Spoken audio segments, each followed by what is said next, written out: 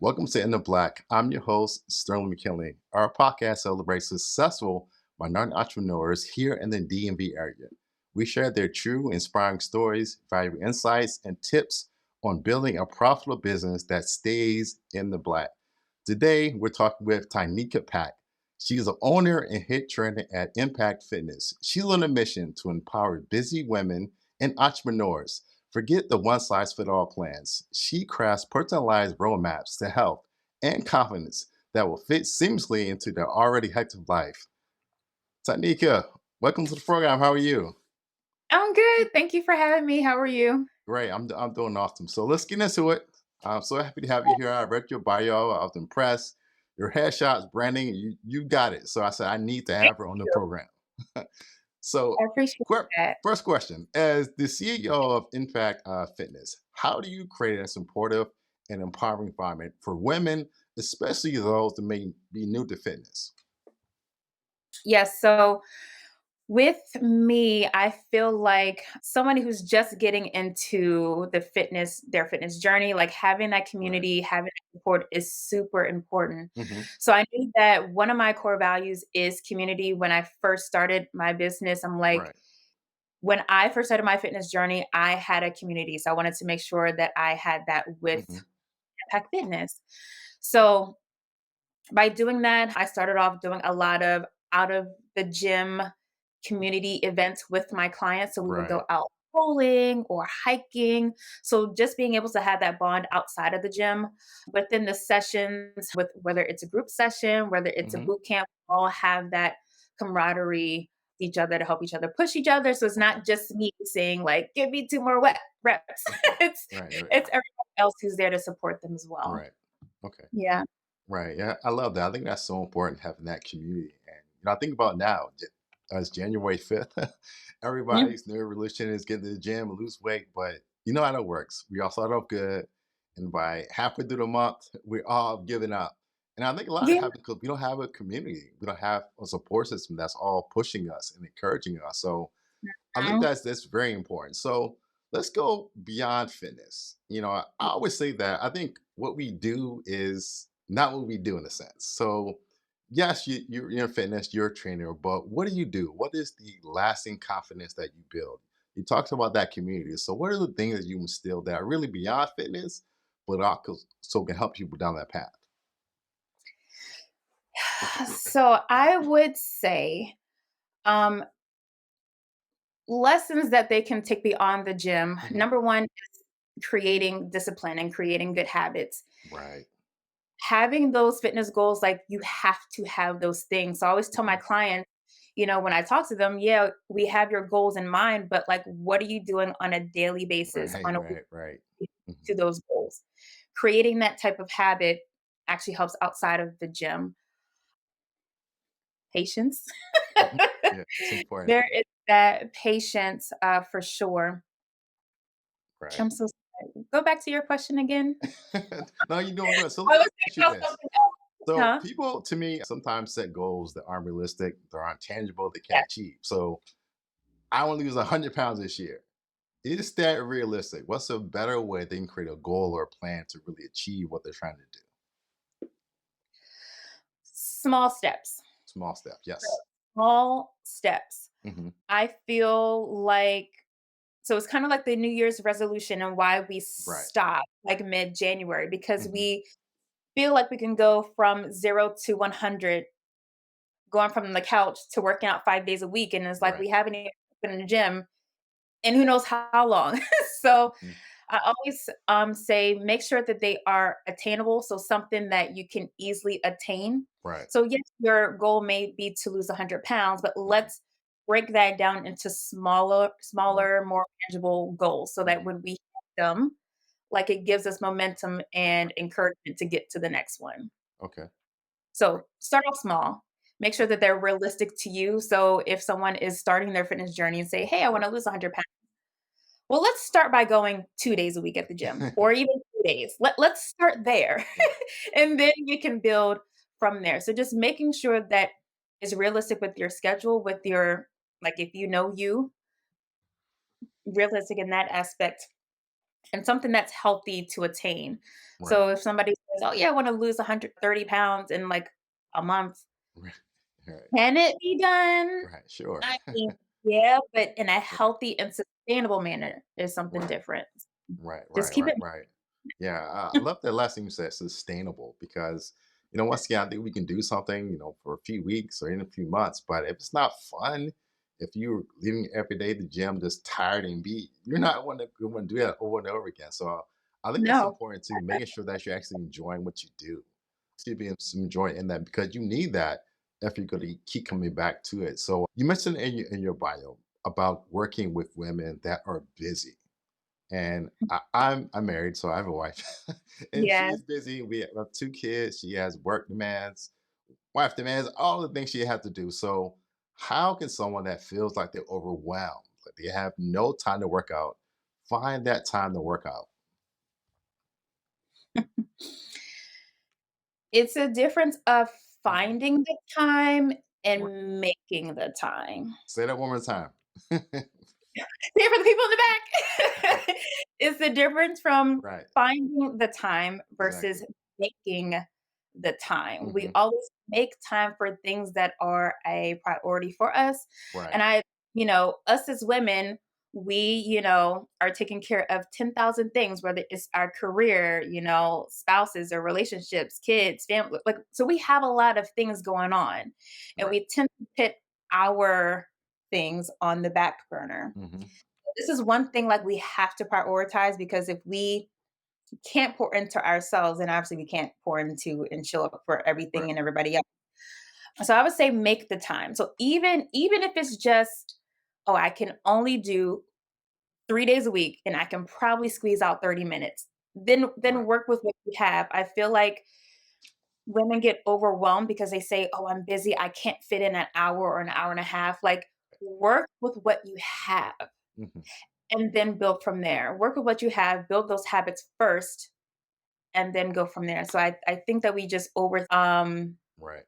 what we have to do instead of just working with the time that we do have. Even if it's 15 minutes a day, it's something, some kind of movement, something for yourself. Right. Okay. Yeah. So, how many days per week would you recommend working out? Is it 3 days a week? When do you find the time? What the goal that you shoot for? I would say for beginners, if you're just starting, I think 3 days a week is the sweet spot to start. Right. Again, if you can't do 3, if you can do 2, do with what you can. Okay. But I feel like if you could do 3 days a week, get in that routine, you have some days in there for recovery and Hmm. whatever else you have to do. Then again, once you start conquering those 3 days and you get in your rhythm, then you can add a little bit more. I would say the optimal place to be is 4. Right. 4, maybe 5, because at that point, you're gonna be more active throughout the week versus inactive. Okay. So I feel like get to a solid 4, that's kinda like the sweet spot, but I think 3 days a week is a good start, good place Okay. to start. Yeah, 3 days a week sounds doable. You have some clients that work with you and reach their fitness goals. So I'm going to reflect on a few recent ones because I just had a Okay. few, like, check-ins and consults and stuff. This young lady that I have been working with for it's been a little over a year now. Right. She is a she works full-time. Okay. She's a mom of 2 kids. Right. She's in grad school. Okay. So, Wow. like, all the things Right. all the things she got to the point before Hmm. we started working together, she got to the point where she was burnt out, she Right. was not happy with her physique, and just Okay. all the things she, like, suffer from, like, not prioritizing, Right. herself, gym and fitness time. She Okay. said that was her biggest accomplishment Right. above, the physical Hmm. transformation, because she wasn't able to do that before. Right. I had another client, we are working to build muscle, so it's not a weight loss journey, we Hmm. are on a muscle gain journey. Right. One of her biggest wins is consistency. Hmm. She's a athlete from college, I think she used to play basketball, but this is the first time since her college days, mind you, she's probably in her late 30s now, but Right. since her college days, she's actually been consistent. Her number 1 priority when starting to train was her consistency. and we got that down. So now it's time for the next phase. Okay. And then last one, newer client who has had ongoing knee issues. Mm. So she was not able to do any running, Right. those squats, those things like that. We've been working together for maybe it's been about 6 months, a little over 6 months. We are down um sustainably a little over 30 pounds. Oh, awesome. Um yeah, she doesn't have any more knee issues. She's actually now training for a 5K. Okay, great. Now she's doing great. Like she's running up to, I think she's at about 8 minutes straight with no breaks, which is Right. huge. Hmm. And then now we can just go to the next phase. So it's Right. not always the scale that, determines a successful Hmm. fitness journey. It's those other things. So when clients tell me these things that happen outside of the gym or small Right. victories, like they all add up Hmm. other than the scale. Great. I love what you Yeah. said too, keying on the word journey, because that's a Yeah. long term thing. That's not, 3 months, 6 months, a year, 2 year. That's something you do, for years, So I like what you said too about those small habits and how over time those small habits build up. So I think that's one thing we need to get away from the quick fix, diet, exercise plan. Right. That's great, but let's start a journey, something that you do for the next 10, 20, 30 years. So I think that's very important. So now let's Absolutely. shift gears some. I want to talk more about the business of fitness. Unique challenges and opportunities that you face as a minority in a woman owned business in the fitness industry. What I would say is now in my time in the fitness industry, I've realized, especially with social media in play now, because that's always a factor. So I actually just had this conversation with another Black female Mhm. trainer the other day. We were Right. talking about how in the industry there is this thing where if you're a fitness trainer, if you're in the fitness industry, you either have to use your physical appeal Yeah. or Right. or Right. you have to be knowledgeable in order for Right. people to work with you. Mhm. I feel like that's a challenge because that's not true. Like you Right. technically can have both, but I think we feel like we have to be on this side of the appeal, physical appeal Right. to get clients and to get traction and to make a name for ourselves when Right. in reality we don't. Right. Right. In reality, we don't. As long as we can get our clients results and we know what we're talking about, we Right. have we have Mhm. the social proof, that I think that's all that matters. Right, So I right. think You got trouble. it. I love what you say. I think social media is great. It's done a lot of things, brought people together, it's sharing information, but at the same time, it's very visual. So, especially I know when it comes to fitness, it's body, body, body all day, and All of that's all that matters. But there is a balance. You think about the real world. The best tennis coach. I'm pretty sure they're probably not the best tennis player or all ripped and chiseled, but they know what they're doing. that. Football.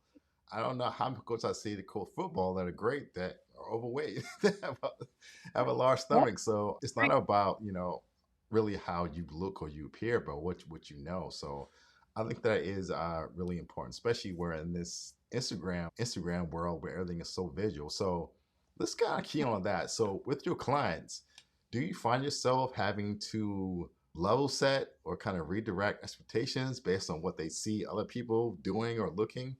How do you deal with that? The reality versus the vision that everybody's seeing on social media.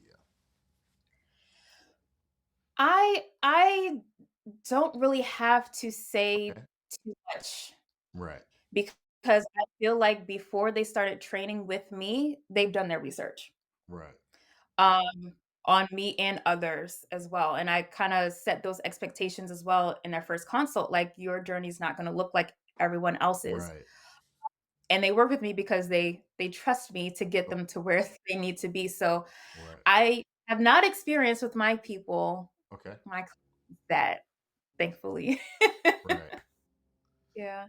Okay, so let's go long term. What are your long term visions and goals for Impact Fitness? Are you going to continue to do a mix of things, both group and also in person? Where do you see things going? Are you developing a lot of your own workout equipment? What's next for you?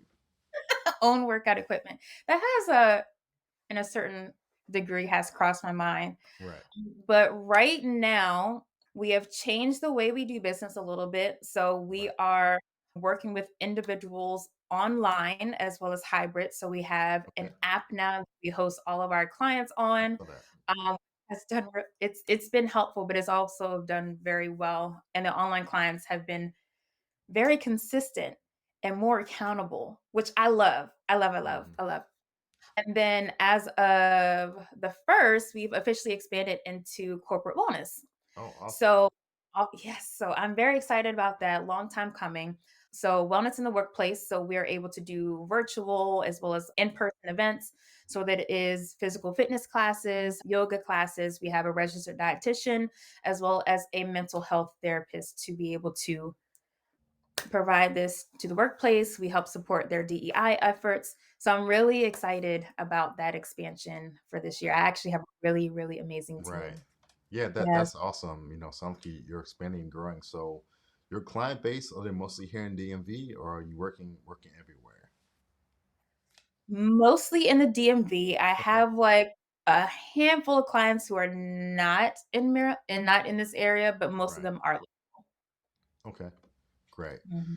So let's do the scoping in time. If you could tell your younger self, starting out in the fitness industry, the entrepreneur, what would you tell your younger self?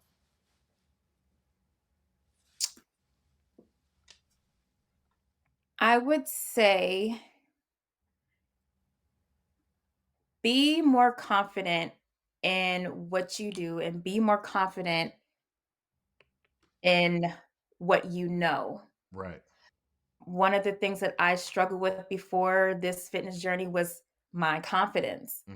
I was always shy. I was always shy. I'm just gonna say I was always shy, not really confident in myself.